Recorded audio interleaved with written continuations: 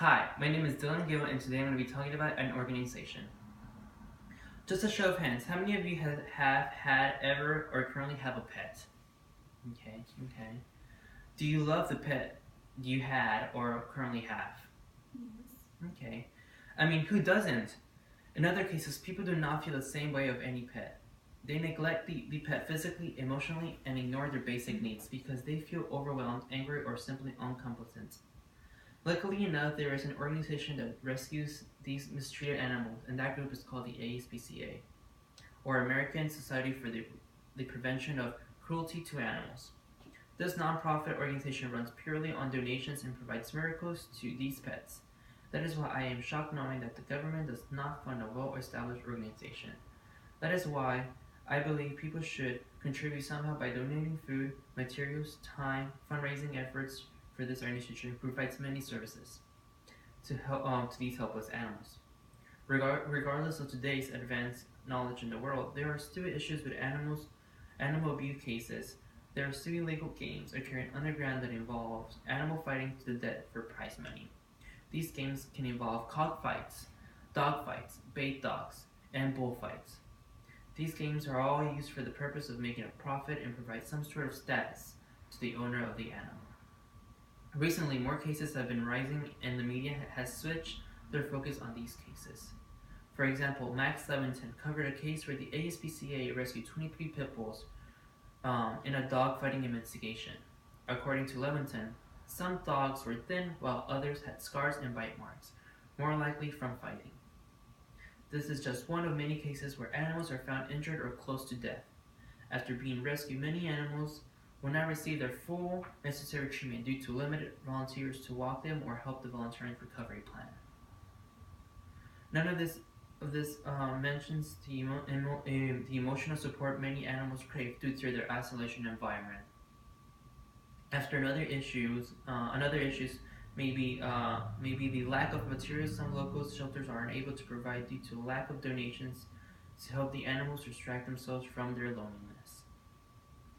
There are ways to reduce issues in your local shelter by helping out. One simple way is to adopt an animal, but many people cannot afford an extra mouth to feed. Virginia Pelly states that if you want to help animals in need, but are squiddish about making the long-term commitment of adopting, consider fostering an underage, sick, or injured animals from your local shelter. Another way to help reduce the cost of spay/neuter by donating or raising money. According to Brenda Griffin, spay neutering programs represent a crucial component of community efforts to reduce the sheltering and euthanasia of unwanted or unowned cats and dogs. Making this option available will dramatically decrease the issue. The final option will be the using the money for better medical services provided to the shelters who cannot afford some of these services.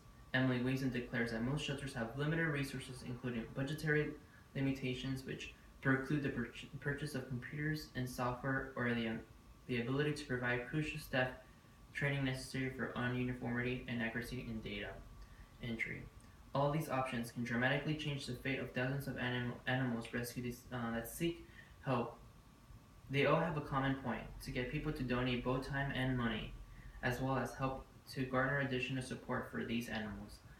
There have been many successful programs that have helped and are currently helping by just providing additional volunteering. Marty Roney reports that a Labrador mixed breed was able to stay at a Montgomery County animal shelter for more than a year until he found his forever home as a part of a program called Angel Pets that allows volunteers to sponsor sheltered animals.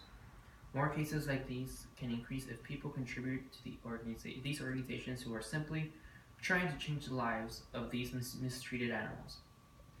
In conclusion, ASPCA and many local shelters provide so many services that can change helpless animals who are at the point of death. Some shelters cannot provide the all necessary steps for a full recovery, and many are unable to provide enough emotional support due to the lack of person power. Just volunteering, donating useful things, and raising money will be enough to change a life. Now, will you save a life? Does anyone have a question? Yes. Have you ever volunteered?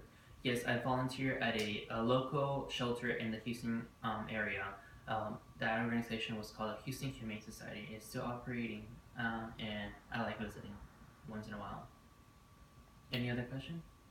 How many hours have you volunteered?